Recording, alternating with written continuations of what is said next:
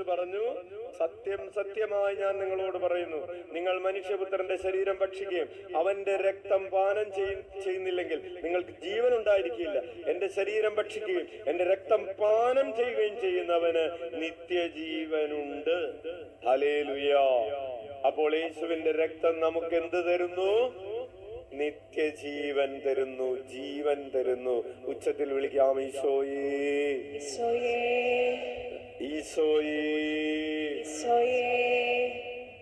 12ാമതായി, പ്രിയപ്പെട്ടവരെ, യേശുവിന്റെ രക്തം എനിക്ക് ശത്രുവിന്റെ മേൽ വിജയം നൽകുന്നു. വലതുകരമേർത്ത് വീശിക്കൊണ്ട് പറയാം, യേശുവിന്റെ രക്തം എനിക്ക് ശത്രുവിന്റെ മേൽ വിജയം നൽകുന്നു. ആരാണ് നമ്മുടെ ശത്രു? പിശാചെന്ന് പറയുന്ന ശത്രുവിന്റെ മേൽ വിജയം തരുന്നു. പിശാച് വരുന്നത് നീ എന്റേതാണെന്ന് പറഞ്ഞുകൊണ്ടാണ്. അപ്പോ ഈ തിരുരക്തം പറയും, അവൻ നിന്റെ അല്ല, എന്റെയാണ്. ഞാൻ അവനെ വില കൊടുത്ത് വാങ്ങിച്ചിരിക്കുകയാണ്.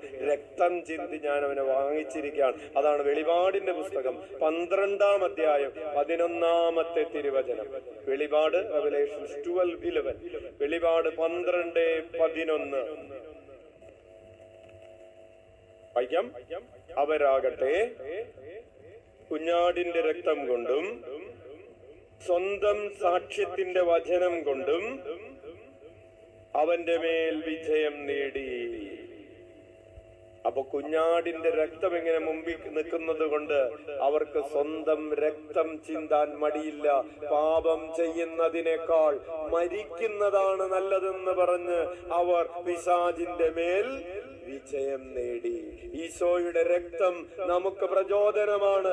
നമ്മുടെ രക്തം ഈശോയ്ക്ക് വേണ്ടി ചിന്തിയാലും അത് നഷ്ടമല്ല എന്ന ധൈര്യം നമുക്ക് ഈശോയുടെ രക്തം തരുന്നത് കൊണ്ട് മരിക്കേണ്ടി വന്നാലും പാപം ചെയ്യുകയില്ല എന്ന് തീരുമാനിച്ച് അവർ പിശാചിന്റെ മേൽ വിജയം നേടി. കൈയടിച്ച് കർത്താവിന് നന്ദി. അപ്പോൾ വിജയം നേടുക എന്ന് പറഞ്ഞാൽ, പ്രിയപ്പെട്ടവരെ, വിജയം നേടി. അവര് മരിച്ചു. മരണത്തിലും നീ വിജയിയായി മാറി. ഈശോയുടെ രക്തം നിനക്ക് വിജയം തരും. ഈ ലോകത്തിന്റെ മേൽ വിജയം തരുന്നു. ഈ ലോകത്തിൽ തന്നെ കെട്ടിപ്പിടിച്ച് നിൽക്കാനുള്ള പ്രവണതകളുടെ മേൽ വിജയം തരും. ഈ ലോകത്തിന്റെ തന്നെ സുഖങ്ങളാണ് എല്ലാം എന്ന് ചിന്തിക്കാനുള്ള തെറ്റായ ചിന്തകളുടെ മേൽ നിനക്ക് വിജയം തരുന്നു. Hallelujah, hallelujah. ഈ ലോകത്തിലെ കാര്യങ്ങൾ സ്വരുകൂട്ടാൻ